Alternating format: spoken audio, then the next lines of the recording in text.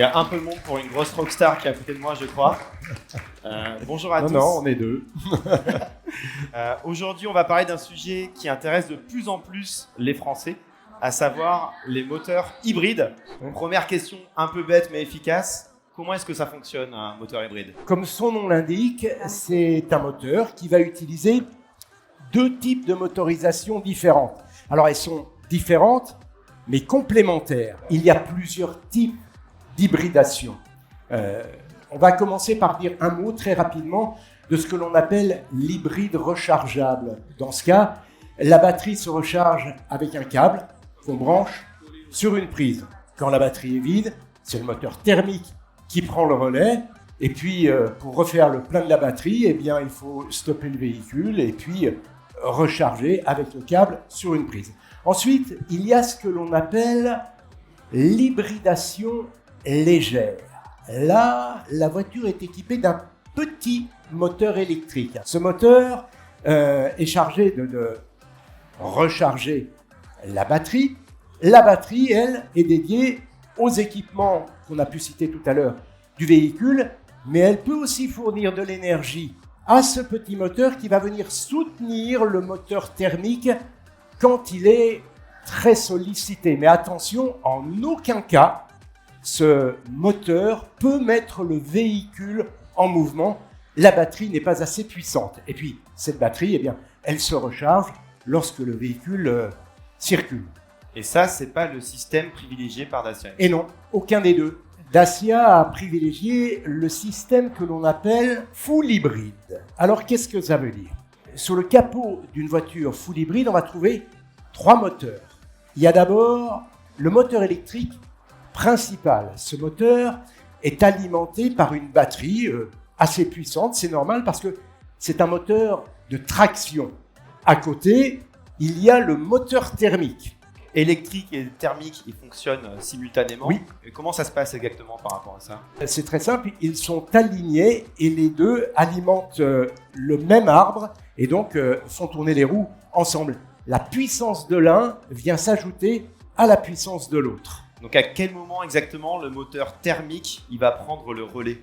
Eh bien, quand la batterie est déchargée ou vide, à ce moment-là, c'est le moteur thermique qui prend le relais, qui fonctionne tout seul. Et là, eh bien, la voiture hybride fonctionne comme une voiture essence classique. On a une question de Louis, un épicurieux, qui nous demande quelle est l'autonomie du moteur électrique principal ? La batterie va se recharger toute seule pendant les phases de freinage et de décélération. Donc au final, en ville, comme on va être à une distance, une vitesse qui n'est pas très élevée, on va beaucoup plus souvent freiner. Ouais. Donc ça fait que l'autonomie va être beaucoup plus importante en ville, c'est ça ? L'autonomie va être plus importante, tout simplement parce que quand vous relâchez la pédale d'accélérateur ou quand vous appuyez sur la pédale de frein, le moteur électrique, là, n'a plus du tout besoin d'énergie. Il ne pompe plus sur la batterie. En revanche, ce moteur électrique, il continue à tourner parce que la voiture est en mouvement. Le moteur continue à tourner, la voiture est en mouvement, elle est entraînée par l'énergie cinétique. Les roues tournent, elles entraînent le moteur électrique et à ce moment-là, ce moteur électrique se met à produire de l'électricité qui est dirigée vers la batterie, ce qui permet de la recharger. Un véhicule full hybride se recharge tout seul pendant les phases de décélération et de freinage. Le conducteur n'a strictement rien à faire. C'est parfait quand on vit en ville ou à la campagne, qu'on fait de petits trajets, qu'on roule doucement, parce que là, le véhicule fonctionne essentiellement en mode électrique. Et puis en même temps, je le disais tout à l'heure, si on doit effectuer une longue distance, eh bien, on peut bénéficier de l'autonomie du moteur thermique. Ah, donc c'est quand même très pratique au final. Oui, c'est très pratique. Ok. J'ai une autre épicurieuse, ils sont quand même curieux les épicurieux, qui s'appelle Carla et qui me demande si les véhicules hybrides sont équipés d'une boîte de vitesse classique, manuelle. Que les véhicules full hybrides sont équipés d'une boîte de vitesse automatique. Là encore, le conducteur n'a rien à faire, enfin si, tenir le volant, appuyer sur l'accélérateur et sur le frein. C'est déjà pas mal.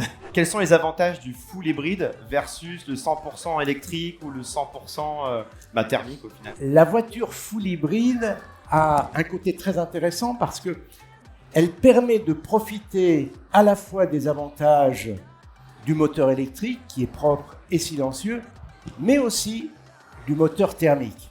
Quand on est en ville, on roule lentement, eh bien, le déplacement de la voiture se fait essentiellement en mode électrique. Et puis en même temps, eh bien, si on possède cette voiture et qu'on doit faire 300, 400, 500 km, eh bien, on peut aussi les faire puisque là, on va bénéficier de l'autonomie du moteur thermique. Donc, l'autonomie, là, sera plus grande.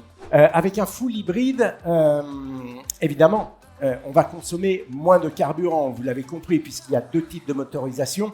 Un véhicule de ce type va consommer, 10% de moins de carburant qu'un véhicule classique sur le même trajet. En revanche, c'est beaucoup plus impressionnant avec le full hybride sur un trajet en ville. Là, les économies peuvent aller jusqu'à 40%. 40% de carburant en moins sur un trajet en ville, suivant que l'on circule à bord d'une voiture full hybride ou d'une voiture thermique classique. Et du coup, j'imagine que tout ça, ça a un impact en termes de CO2. Alors, grosso modo, d'après les statistiques, eh bien, une voiture full hybride va émettre en ville entre 15 et 20% de CO2 en moins qu'une voiture thermique classique. Voilà. Et ça, c'est plutôt intéressant par les temps qui courent. On nous parle beaucoup d'émissions de CO2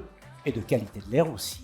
Merci beaucoup, Jamy, c'était hyper intéressant. Merci Bruno, merci beaucoup, merci à tous.